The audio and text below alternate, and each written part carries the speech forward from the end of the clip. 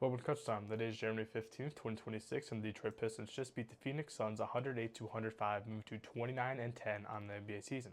The Pistons are able to sneak out a win after being down 15 partway through the second.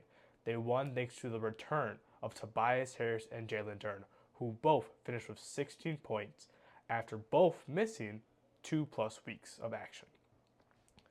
There was a lot to like tonight from multiple Pistons players. Duncan Robinson finished with 19 points. He had shot 4 for 7 from threes, obviously 4 threes total. And just had a very nice offensive game. And he's done this multiple times in the NBA season. He comes in when they need almost all of his threes were very timely. They're very needed impact on the game. Response threes, just all like nice threes to get the crowd back in it. Because it was at home night.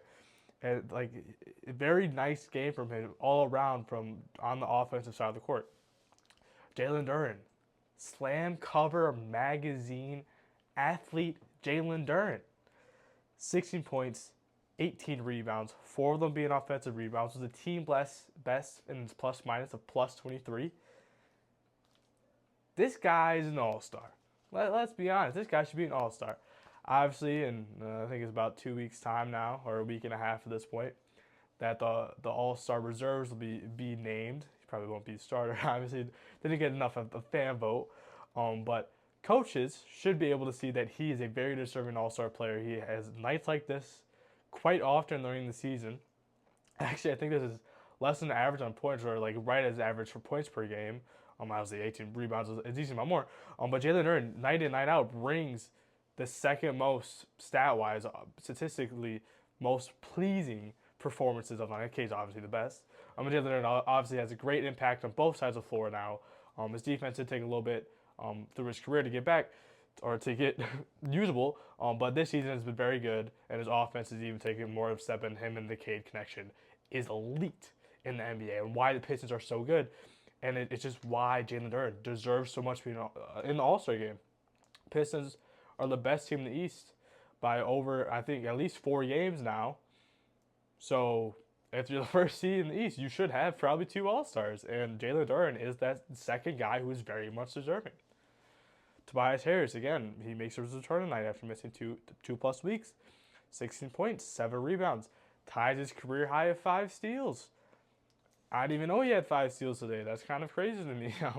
He's just kind of working off bad passes, bad turnovers by the Suns, and just used it wisely. He's had 5 steals many times throughout his career. First time I think it was in like 2014 is what I read, which might have been like his rookie or sophomore season. So he's been around. He's done it multiple times. It's not super like crazy for him to get 5 steals, but it's a rarity. And obviously, nice night for him on both sides of the floor. And his offense was great. I mean, he was going at it with Dillon Brooks in the fourth quarter. That kind of got Dillon Brooks a little worked up, and ultimately kind of led him fouling out of the game. Get him the 6th foul. Jaden Ivey, after struggling the past 2 games, has really struggled to find his role, find his fit on the Detroit offense. Has a varying amount of minutes per game. Even with all the injuries he had, he was quite inconsistent. He had 15 points, 6 from 8 from the field, 3 for 5 from 3, which is an amazing shooting night for him. And some of them were pretty deep threes. Like just he had to shoot it.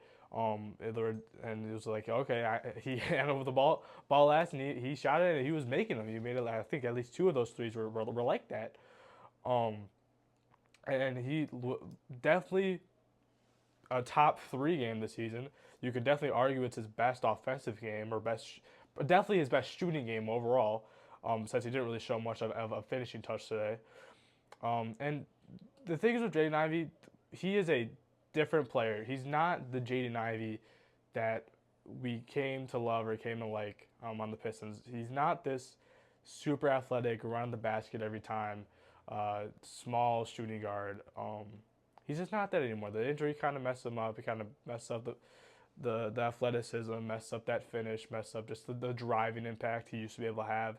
And he's gone more to shooting. And yes, it's hurt a lot of times because when he's off, his role is kind of gone because it's really hard for him to get that drive now. But on nights like tonight where he is shooting well, he is a huge impact for the Pistons roster. And it was a huge reason why the Pistons were able to get this win tonight. Cade, 10 points, 11 assists. he had a like a brace or wrap on his wrist, and it was very evident from his shooting night. 3 for 16 from the field, 0 for 7 from three, 4 for 9 from the free throw. I mean, his just jumper, and just the shooting for him just wasn't there tonight. And it's just that his little wrist injury he has, he's coming off of. He obviously was good enough to play, but from a shooting standpoint, he was not good tonight, and that's why he had to get those 11 assists because he just had to play make because his scoring just was not there. Even though it does finish with 10. Now, obviously, there is some stuff to dislike. I mean, Pistons were down 15 at one point in this game. They had, I think, 17 turnovers. Karis LeVert, 2 points in 15 minutes, had a -8 plus minus.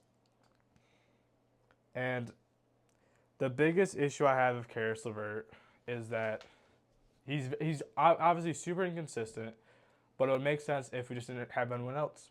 We didn't have another guy who could step up and kind of take some of his minutes away that has shown more proven, like, this season at least, just a scoring impact and even a defensive impact and just an overall playmaking impact.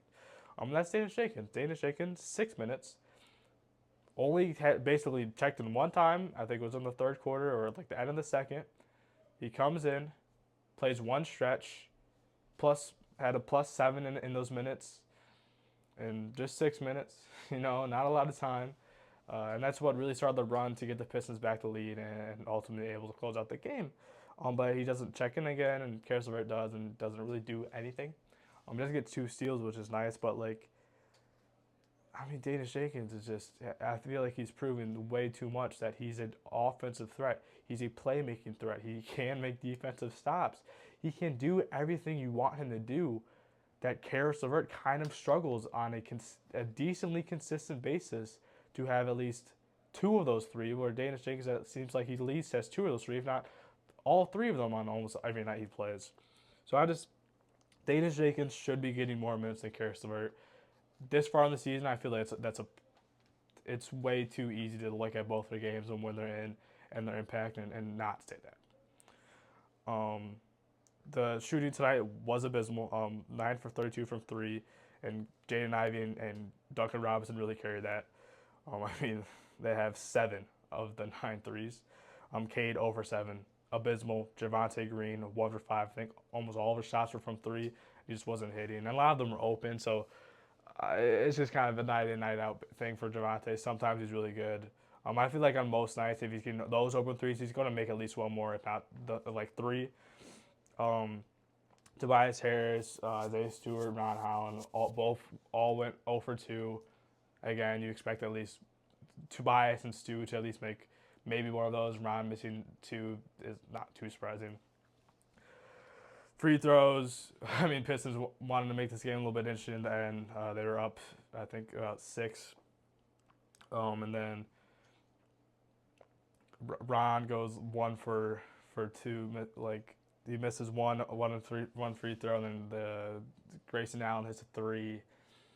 And then Ron Holland gets fouled again, misses 2. Suns get, I think, 2 chances to tie the game. And then Duncan Robinson gets free throws. He misses the first one, but makes the second, and that's made it too much for the Suns. Also, just timing wise, it was way too little. It was like 2.5 seconds. But Cade went 4 for 9. Cade, that's absolutely terrible. But again, that wrist injury he has right now, the wrist wrap, is obviously was affecting his shooting form today.